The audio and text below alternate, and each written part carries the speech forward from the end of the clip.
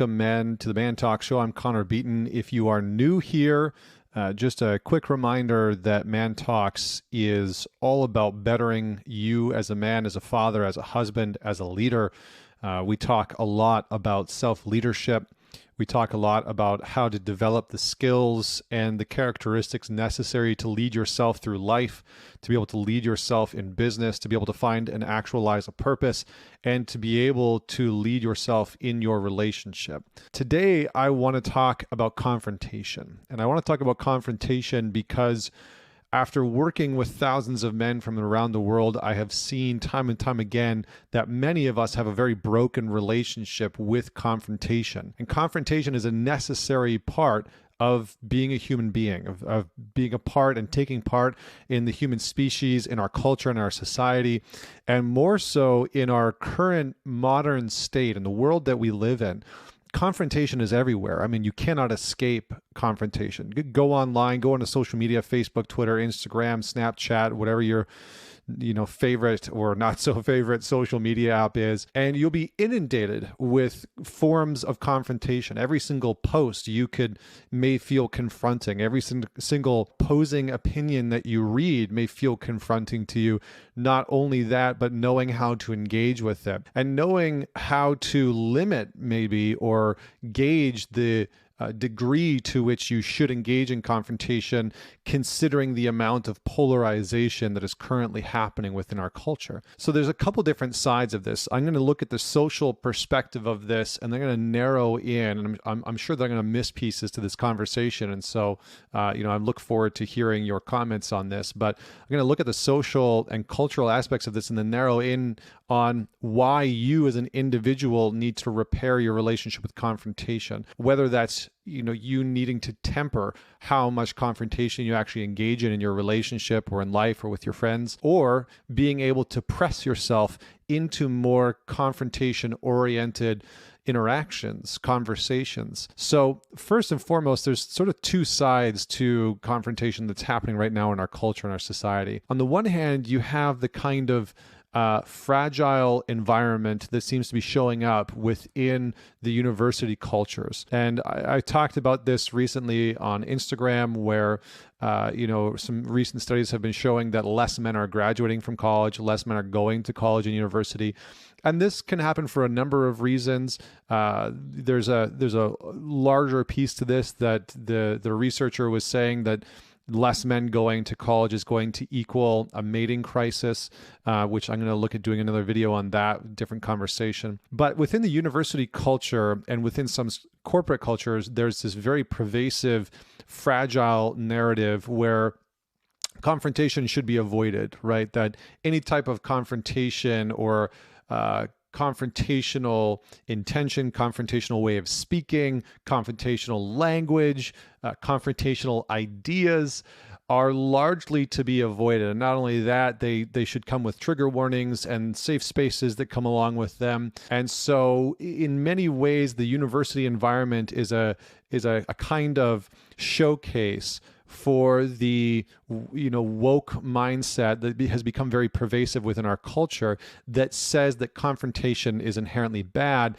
unless you are on the right side of that confrontation, right? And then everything should be done to cater those individuals, to create circumstances and situations where that narrative, that very specific narrative, can go unchallenged, and this sort of echo chamber, not echo chamber, eco-friendly echo chamber can be created where that specific narrative can be propagated and thrive unencumbered from any form of discourse or disagreement. And unfortunately, the reality is that in many ways, civil liberties, freedoms, progress requires a certain amount of discourse and critical thinking that is confrontational. If you want to have progress, whether it's individually within yourself, in your marriage, in your relationship, in your business, there are going to be moments within all of those places, all of those spaces in your life where confrontation is a necessity,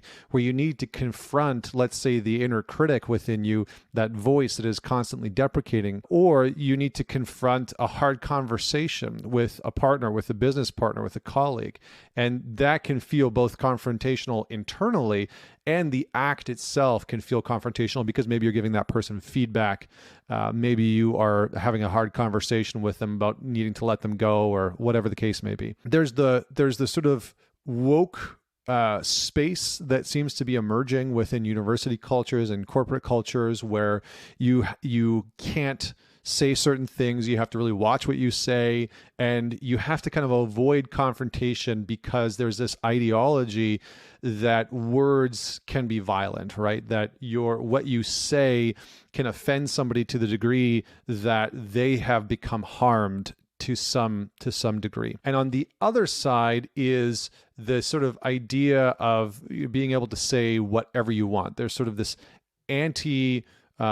fragile movement, which is great. The anti-fragile is wonderful. We want to be able to build ourselves to be anti-fragile. And if you want to learn more about that, you can go and read some Nassim Taleb. He's got some great information on this. But there's this pushback that has started to happen where people want to say and do and experience whatever they want. And I think for some individuals, they overcompensate by being overly confrontational for the sake of being confrontational, just to trigger people, just to cause a shitstorm or shit post, right, as the terminology goes online. And the polarization that we're experiencing socially, culturally, is such that it feeds off of this constant kind of confrontation. It feeds off of garnering and getting your attention as often as possible and for as long as possible by playing off of the reality that our minds and our bodies respond to confrontation, right? When you are going into when you're going into any form of confrontation, what ends up happening within you is that your body releases stress hormones, and you can move into fight, flight, or freeze. It can feel very exhilarating on some degree. Your amygdala is activated. Maybe adrenaline is coursing through your body. And all of that can happen when you're engaging with a Facebook post, when you're engaging with an Instagram post, when you're chatting with somebody that you've never even met before and they disagree with you and attack your character, and they engage you in a form of unhealthy confrontation. What does this mean for you as a man? Well, to be more specific and more direct and narrow it down outside of the cultural ramifications of what confrontation looks like, you can be sort of like the nice guy that doesn't want to get into confrontation, that doesn't want to say the hard thing, that doesn't want to set the boundary, that doesn't want to say no, that wants to people please.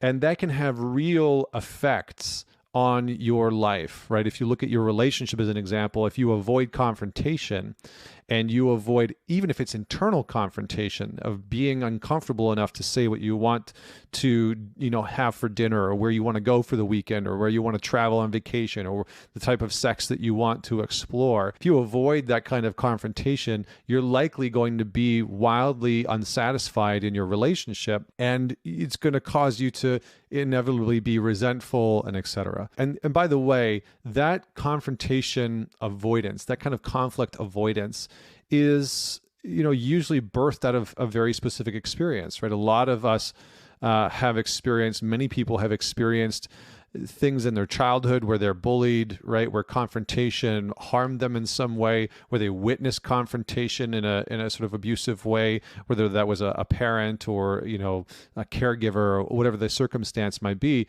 And so they're confrontation avoidant because confrontation has been labeled internally as a bad thing. On the other side are the confrontation I don't really have a terminology for this, but the people who overuse confrontation, right? I guess we could say that I joked around before that some people have conflict as a love language, right? How they engage, how they show their love, how they build relationships is through constant confrontation, right? They're very quick to call people out.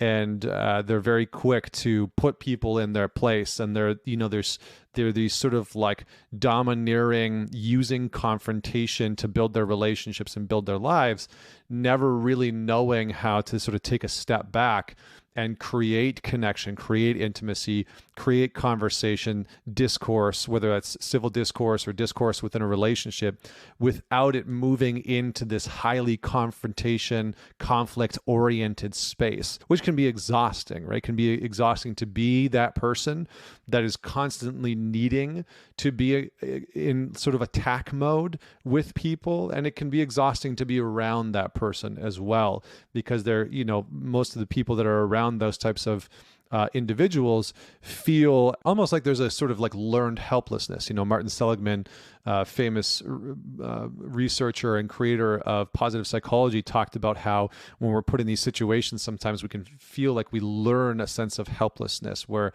we know that no matter what we do or say or the boundaries that we set, they're just going to get bulldozed over. So those are the polarities. And what I've noticed is that at some point in every man's life, regardless of where he falls on that spectrum, he will need to repair and rectify and reconcile his relationship to confrontation. Because if you're a man who uses confrontation to constantly get what he wants in every single situation, at some point it'll feel exhausting. On some level, when you start a family, it'll likely be damaging to the people around you, because their opinions, their perspectives will have no place and no space within that. And so it's sort of moving through life and ruling in a kind of dictatorship style or authoritarian style, and rather than earning people's respect, it's just demanding it. And so there's a repairing the relationship with confrontation on that side. On the other side, it's being able to take a step forward and engage in healthy confrontation, engage in and know when to set the boundary, know when to have the hard conversation,